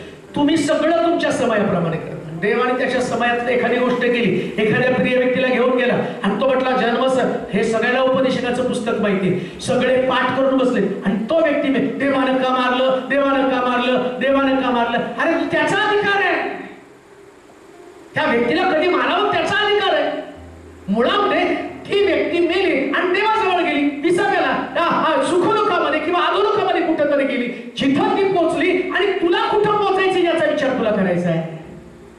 एक जीवन एक मरण, दोन मरण एक जीवन, एक जीवन एक जन्म. कोणता जन्म?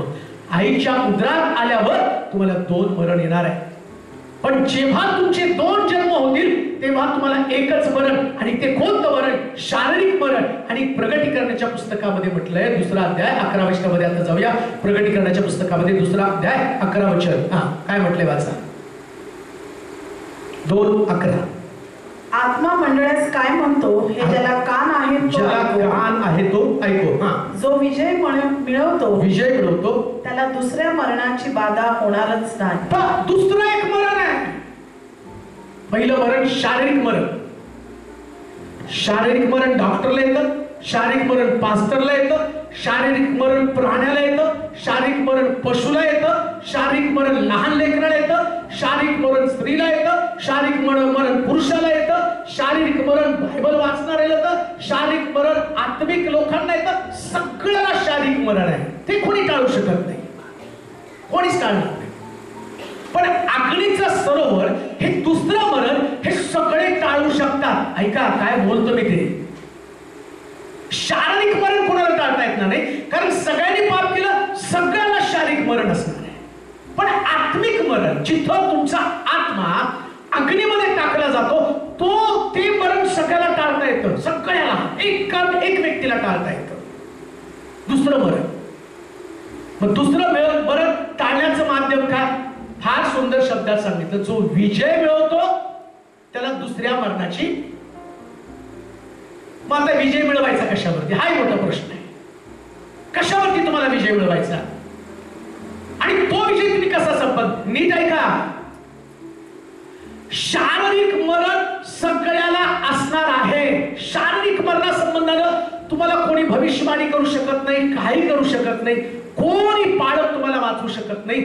आत्मिक मरण तुम्हाला देवाचं वचन, अग्नीचं सरोवर ज्याच्या संबंधानं बोललं गेलं की ते अग्नीचं सरोवर. अजून एक वचन वाचा, 20 अध्याय 11 ते 15 वचन. 20 अध्याय प्रकटीकरणाचं पुस्तक 11 ते 15 वचन.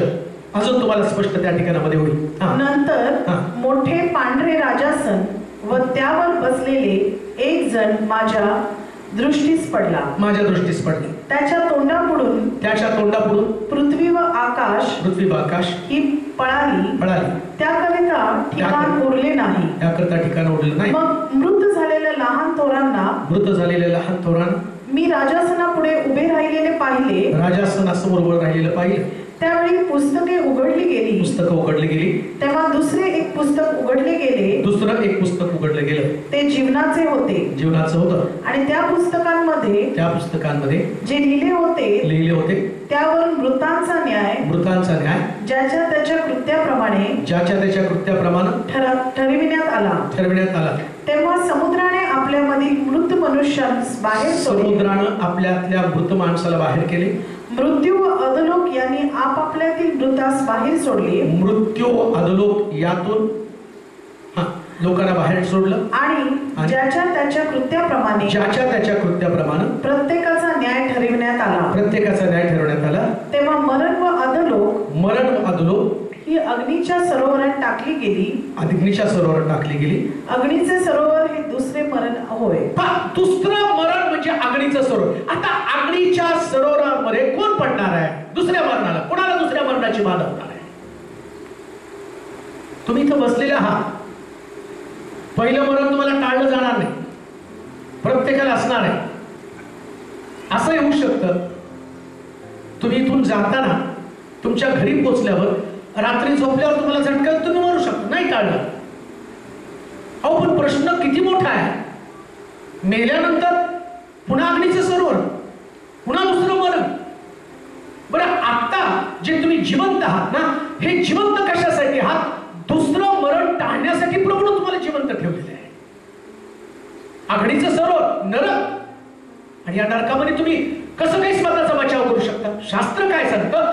तुम्हाला तुमच्या कृत्याचा हिशोब देवाला द्यावा लागणार आहे. लक्षात घ्या, जेव्हा प्रभू येशू ख्रिस्त येईल तेव्हा ज्या लोकांची प्रेत समुद्रामध्ये गेली, ज्यांनी स्वतः मरण स्वीकारलं, आत्महत्या केल्या, त्यांना मारून टाकलं, काही लोकांनी जीव संपवला, काही लोकांना पुरलं, आणि तिथं काय केलं?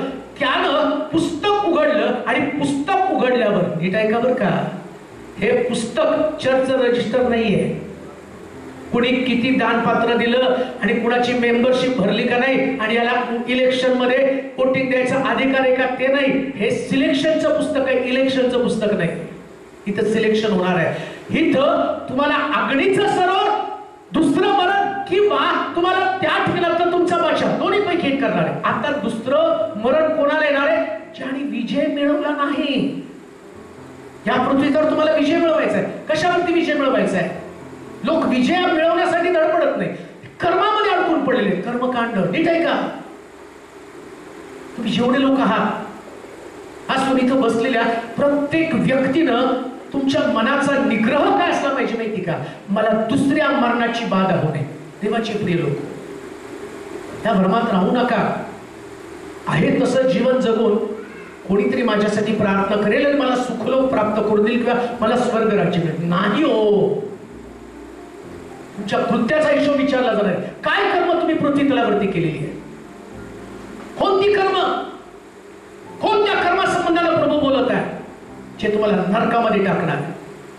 अशी कोणती कर्म आहे ज्या कर्माकडे ख्रिस्ती लोकांनी साफ दुर्लक्ष करून टाकलेलं आहे, पूर्णपणे दुर्लक्ष. त्यांना असं वाटतं की नाताला प्रभू येशू ख्रिस्त जन्माला आला, 31 डिसेंबरला निर्णय करायचा, जुनं कुंपण सोडून द्यायचं, 1 तारखेला निर्णय घ्यायचा, गुड फ्रायडेला गेल्या, गुड फ्रायडे तर जाऊ द्या, पहिली सुरुवातच आमची राखीचा बुधवार, मग 40 दिवस, मग गुड फ्रायडे, मग ईस्टर, मग राहिलेले 365 दिवसामध्ये हे सगळं संपल्यावर आम्ही आमच्या मर्जीप्रमाणे वागायचं.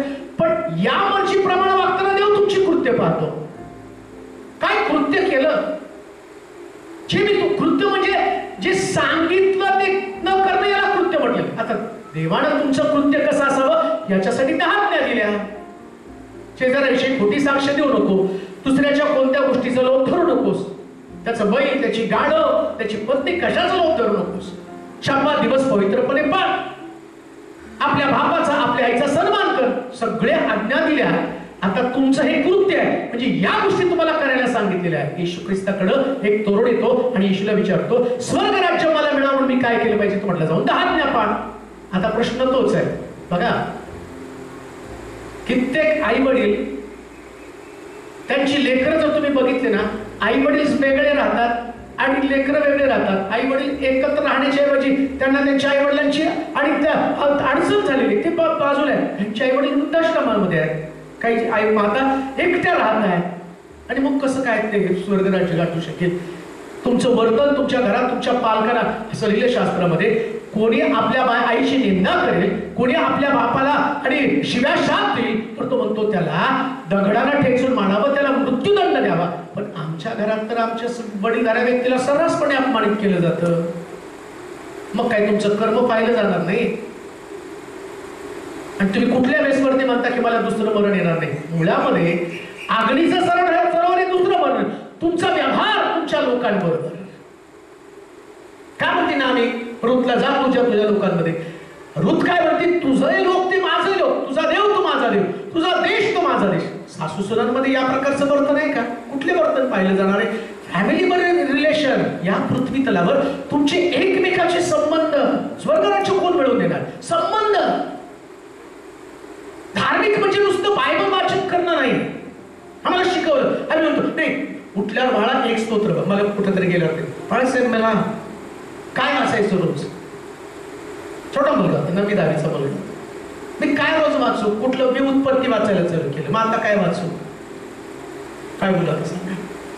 कारण आमच्याकडे ते शिकवले, सकाळी उठल्यावर एक अध्याय वाचायचा, मग ते वर्तमानपत्र वाचल्यासारखं ते पटपट वाचून टाकून द्यायचं, त्याच्याशी काही संबंध नाही. 10 आज्ञा म्हणून दाखव संडे स्कूलला 10 आज्ञा, आणि 10 आज्ञा संडे स्कूलमध्ये शिकून मुलाला शिकवलं, मुलीला शिकवलं. आणि देताना आमची मुलगी संडे स्कूल पासून धार्मिक आहे, आणि गेल्यावर सासू घराच्या बाहेर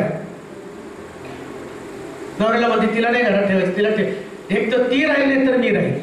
आणि मग हम तो यीशु के संग एक दिन स्वर्ग जाएंगे.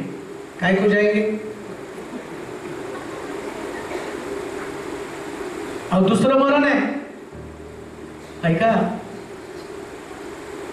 पहिले तर तुमच्या सासू सुनांमधलं समेट व्हायला पाहिजे, भावामधला, बहिणी मधला, चर्च मधल्या मेंबरचा पण एकमेकावर समेट व्हायला पाहिजे. ते मेंबर कधी कधी लय हटवादे खट्ट असते.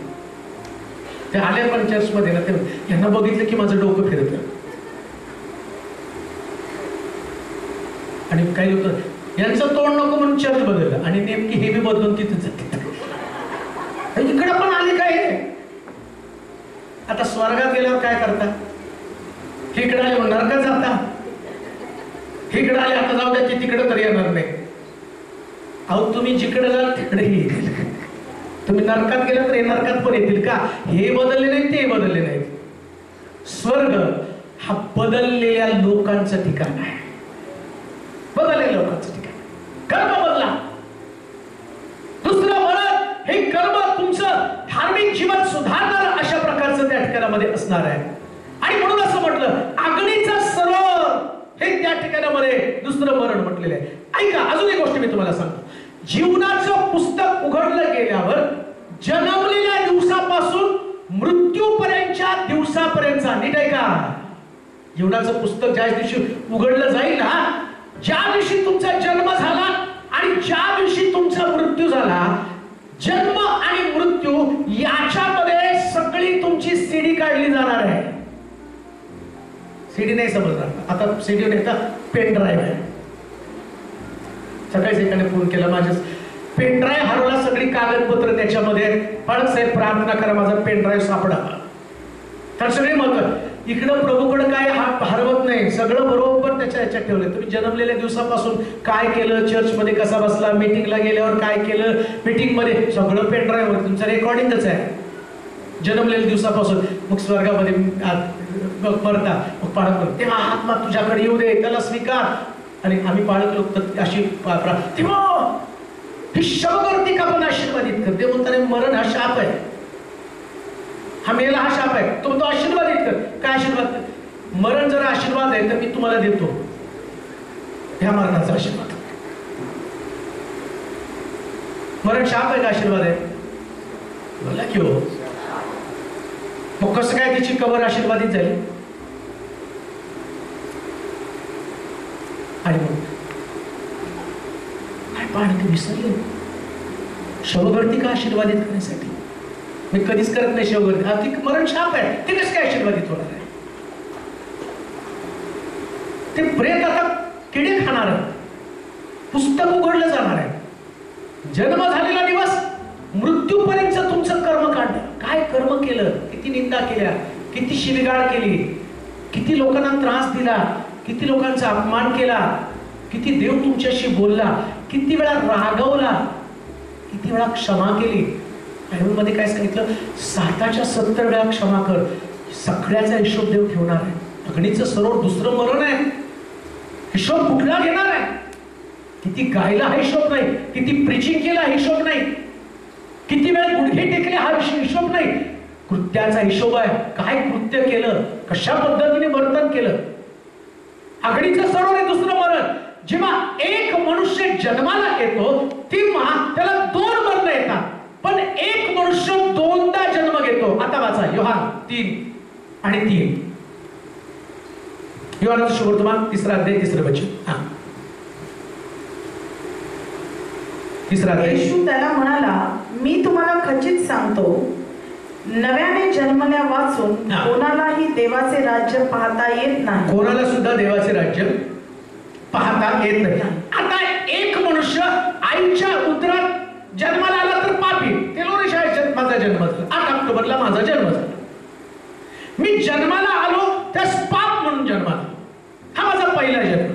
पाप म्हणून जन्माला आल्याबरोबर तो म्हणतो 2 मरण पक्के आहे, अग्नीचं सरोवर आणि दैहिक मरण. आता मला हे दुसरं मरण म्हणजे अग्नीचं सरोवर, माझ्या मृत्यूची तारीख फक्त देवाला माहिती आहे. ज्या दिवशी मला मृत्यू येईल तो देवानं नियोजित केलेला मृत्यू. व तो कसा कसा? दानिएलला सिंहाच्या गोळ्यामध्ये टाकलं. दानिएलला सिंह खाऊ शकले होते कारण देवानं त्याचा मृत्यूचा समय पक्का केला. कसं काय सिंह खाणार? हमानाला त्या ठिकाणी मर्दखायला हमानानं फाशीचा खांब दिला, पण हमान त्या मर्दखाय मेला नाही. देवानं त्याला मरू दिलं नाही. नाही मरू देणार देव. मला दुसरं मरण टाळायचंय. आता दुसरं मरण टाळायचं तर माझा पहिला जन्म झाला आईच्या उदरात, तो दादा तुझा दुसरा जन्म व्हायला पाहिजे. दुसरा जन्म कसा काय? एक मनुष्य एकच जन्म घेतो म्हणजे काय? आता माझा एक जन्म झाला, आम्ही म्हणतो नाही मी तेलोरे कुटुंबाचा व्यक्ती आहे आणि आम्हाला आमच्या घराण्याचं भूषण असतं नाही का? जसं काही टाटा बिर्ला, अंबानी, माझ्या घराण्यातनं अमक्या कुटुंबातनं माझा जन्म झाला. तो तुझा एक जन्म.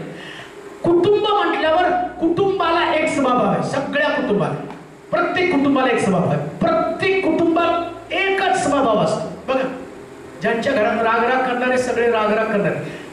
तुम्ही मुलगी देताना काय विचार करता? जाऊन चौकशी करा, भांडखोर आहेत का? ते भांडखोर असेल तर त्यांच्या घरात मुलगी द्यायला नको. मग त्याची आई भांडते पण मुलगा भांडेल का? पण तुम्ही म्हणता ते घराणंच भांडखोर आहे. हे घराण्याला जन्म आहे, एक स्वभाव घेऊन ते जन्माला आलेले आहे. आता बायबल काय सांगतं? तुम्हाला दुसरं मरण अग्नीचं सरोवर टाळायचंय, स्वर्गामध्ये तुम्हाला पोहोचायचं, तर तुम्हाला दुसरा जन्म घ्यावा लागेल. दुसरा जन्म कसा काय? निकोदेमसला मोठा प्रश्न पडला. धार्मिक मनुष्य, तो कसं काय दुसरा जन्म? आता काय आईच्या उदरात परत जाऊ आणि परत दुसरा जन्म घेऊ का? तो तसं नाही. पाण्यानं आणि आत्म्यानं दुसरा जन्म होतो.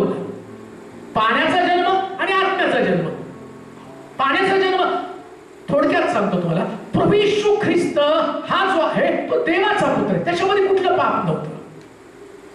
आता गलतीकराच्या पत्रामध्ये पौल म्हणतो, निकोदेमसला म्हणतो पाण्याचा जन्म आणि आत्म्याचा जन्म, आणि ती म्हणजे बाप्तिस्मा, पाण्याखालचा बाप्तिस्मा जो येशूचा वयाच्या 3ऱ्या वर्षी झाला. 3ऱ्या वर्षी त्याने बाप्तिस्मा घेतला आणि काना गावामध्ये 3ऱ्या वर्षी बाप्तिस्मा घेतला. आत्मा कबूतराच्या रूपाने आला आणि कबूतर ते आत्मा त्याला अरण्यामध्ये उपवास करण्यासाठी घेऊन गेला. बघा येशूचा बाप्तिस्मा कितव्या वर्षी झाला? कितव्या वर्षी तो पाण्यातनं वर आला की नाही? आणि बाप्तिस्मा झाला कितव्या वर्षी? पण आमच्याकडे 6 महिन्याच्या लेकराला पिता पुत्र पवित्र आत्म्याच्या नावानं तुझा. येशूने उपास धरला म्हणून उपास, आणि येशूने बाप्तिस्मा घेतला त्याचं काय? वयाच्या 30व्या वर्षी त्यानं उपास धरला, मग मी पण उपास धरतो. त्याने बाप्तिस्मा घेतला, मग त्याच्यात नाही एकच बाप्तिस्मा आम्हाला लहानपणी झालाय, मग अमकच झालंय, लमकच झालंय, बिस्तारच झालंय, फालनच झालंय, आमच्या चर्चमध्येच नाही, आमच्या ह्याच्यात. अरे स्वर्गात जायचंय का कबरेत जायचंय?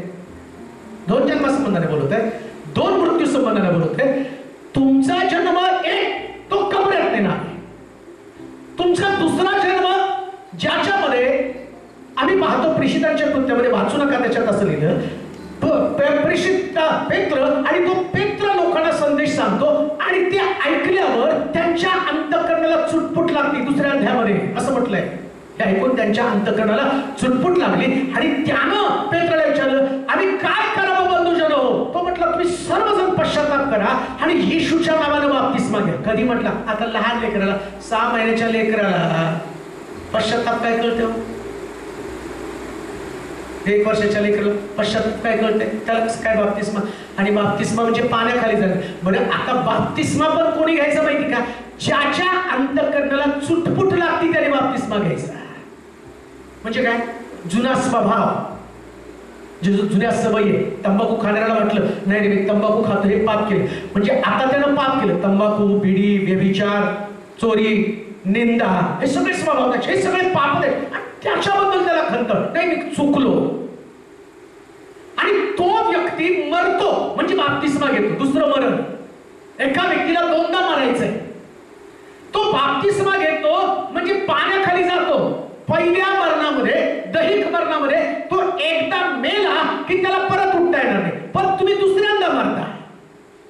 बाप्तिस्मा घेतला म्हणजे तो बाप्तिस्मा घेणं म्हणजे अंगाचं मळ धुणं नव्हे. जितके जण ख्रिस्त येशूमध्ये बाप्तिस्मा घेतात तितके ते त्याच्या मरणामध्ये बाप्तिस्मा घेतात. म्हणजे काय?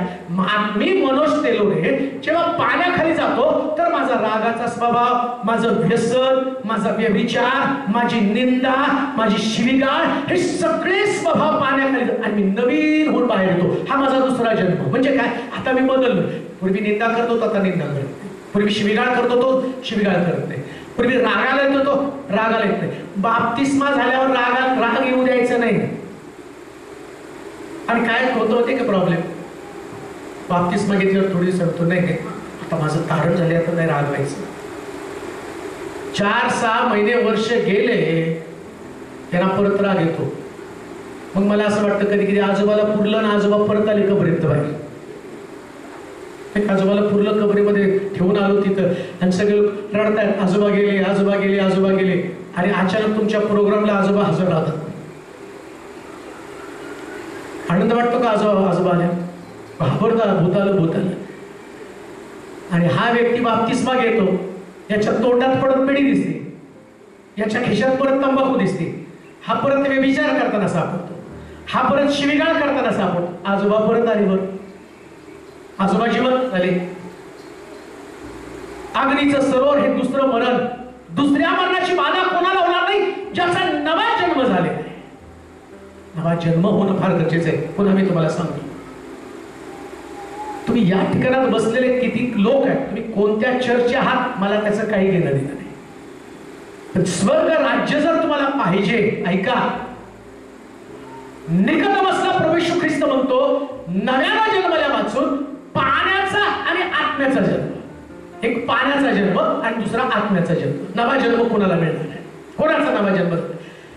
तुमचा जन्म ज्या कुटुंबात होतो, बघा, मराठी कुटुंबात जन्मला तर तुम्हाला कोणती भाषा येते?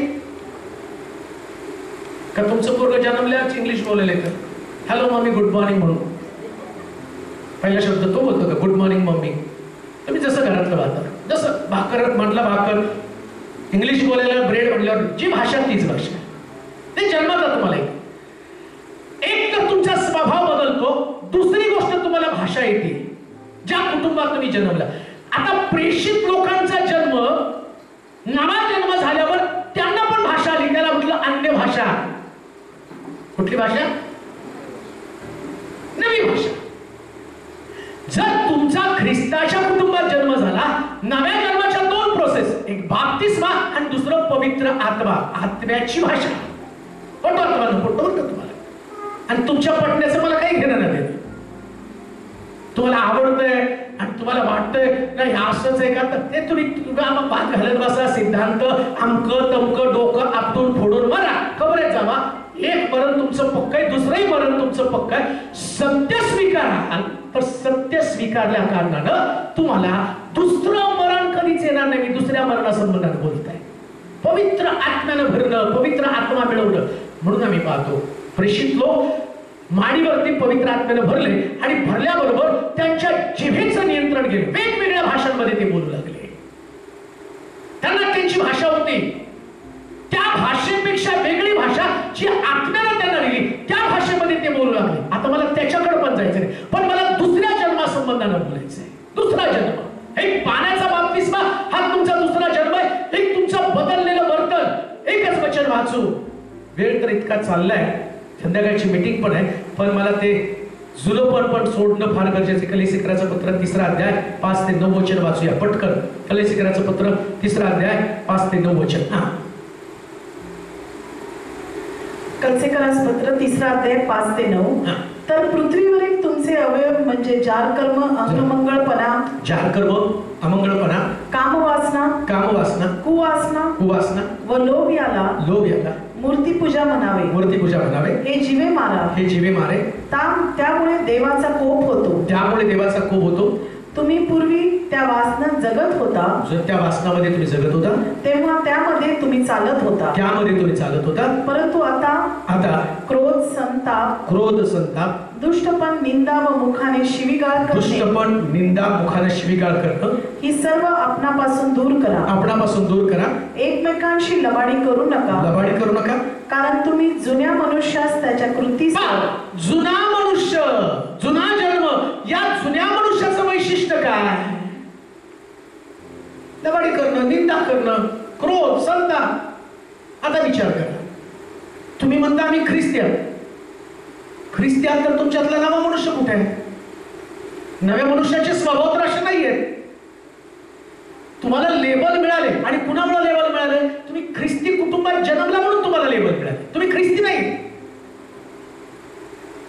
अहो तुम्हाला नाव मिळालं. आता बघा, मराठीमध्ये एक म्हण आहे, नाव सोनबाई हाती कथिलाचा वाळ. म्हणजे नाव काय? सोनाबाई. आणि सोनाबाईच्या हातात बघितलं तर तांब्याचं कड. सोनाबाईच्या हातात सोनं पाहिजे ना, पण सोनाबाईच्या हातामध्ये तांब्याचं कड आहे. तसं नाव ख्रिस्ती आणि काम सगळे यहुदाचे. जुना मनुष्य आणि नवा मनुष्य याच्यात फरक आहे. जर तुम्ही नवा मनुष्य, तुम्ही ख्रिस्तासारखे, तर तुमच्यातलं काम, वासना, संताप, दुष्टपणा सगळं तर बाहेर गेलं पाहिजे ना. ते सगळं तुमच्यामध्ये आहे. मग तुम्हाला दुसरं अग्नीचं सरोवर, हे दुसरं मरण का मिळू नये? संताप तुम्हाला लवकर येतो, राग तुम्हाला लवकर येतो, निंदा करता, तुम्ही अपशब्द बोलता, मुखानं शिवीगाळ करता. एक गोष्ट तुम्हाला सांगू का? शिवीगाळ करणारे लोक स्वर्गाच्या राज्यात नसणार आहे. राग, संताप आणणारे लोक, अजून एक गोष्ट तुम्हाला सांगतो, क्षमा न करणारा स्वभाव असणारे लोक स्वर्गामध्ये कधीच नसणार आहे. अग्नीचं सरोवर हे दुसरं मरण. सरोवर म्हणजे कळतं का तुम्हाला? आज दुपारी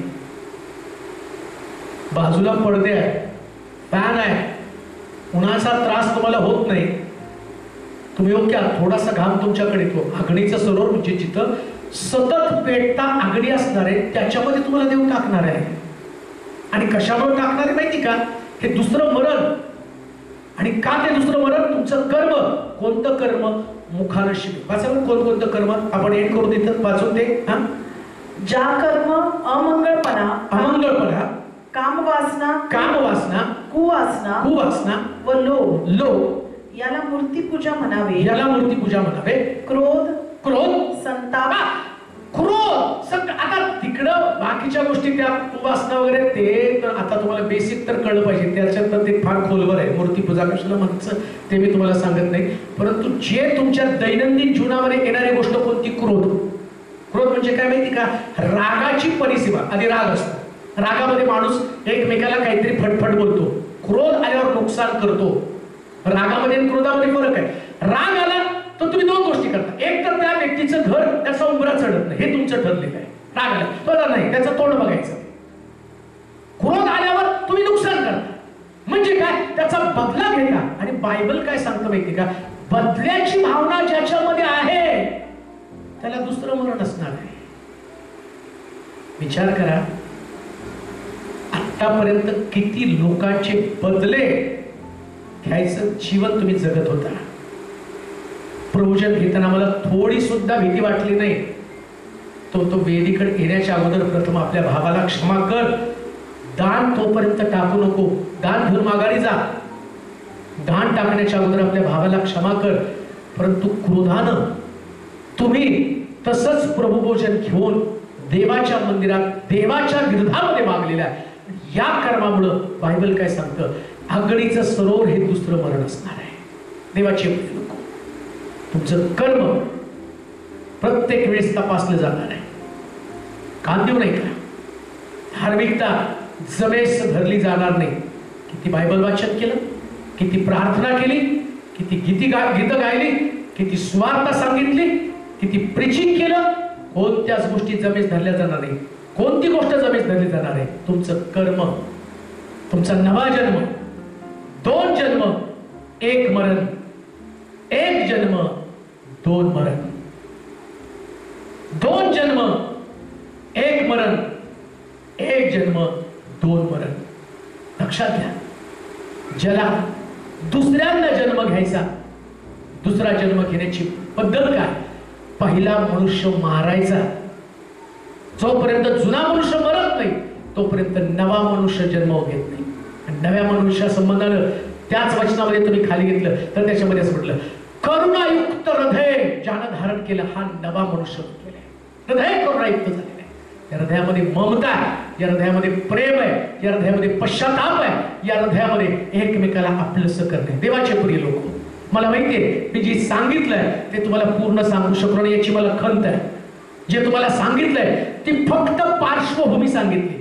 याच्यातला दुसरा जन्म किती सुंदर असतो आणि दुसऱ्या जन्माची वैशिष्ट्य काय आहे, कशा पद्धतीने ती तुम्ही आत्मसात करून पवित्र आत्म्याच्या द्वारे तुम्ही कसं चालू शकता हे मी तुम्हाला सांगू शकलो नाही. परंतु एक गोष्ट मी तुम्हाला नक्की सांगतो, 2 गोष्टी तुम्ही करू शकता. एक पश्चाताप करा, दुसरा बाप्तिस्मा घ्या आणि तिसरं पवित्र आत्मा मिळवा.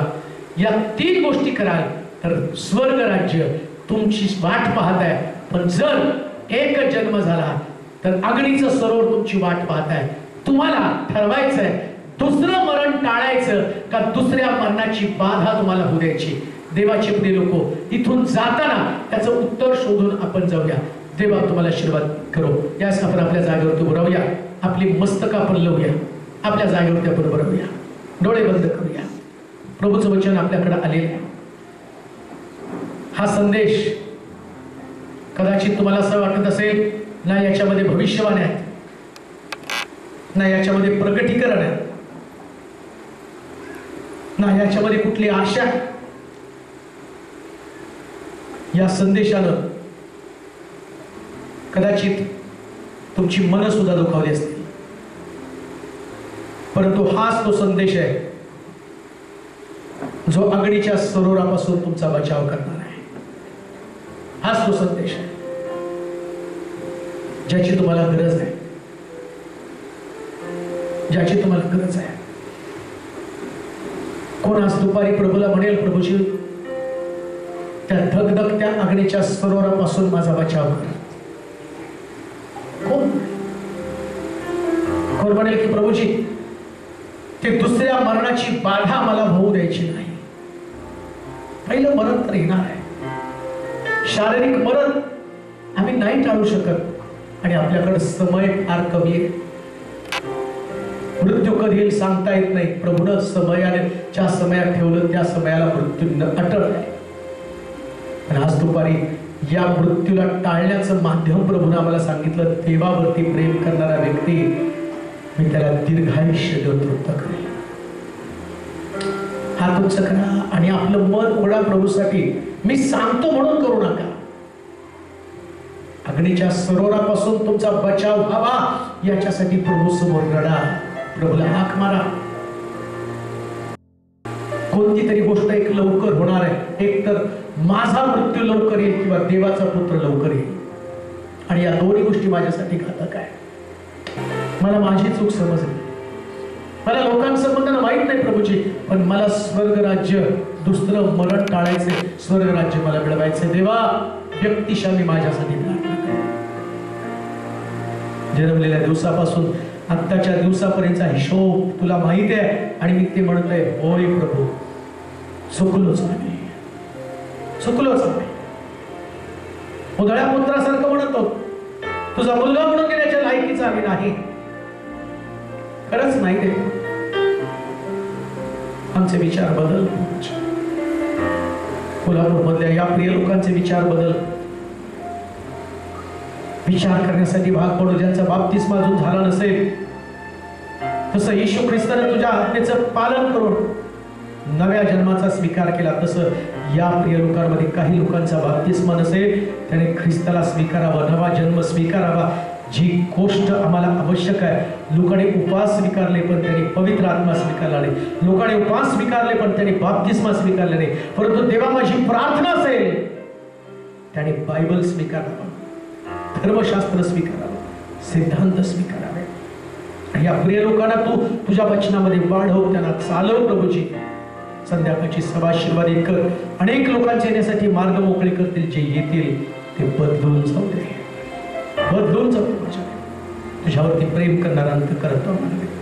धन्यवाद देतो, तुझी स्तुती करतो, तुला गौरव देतो. येशूच्या नावात ही प्रार्थना विनवणी केली म्हणून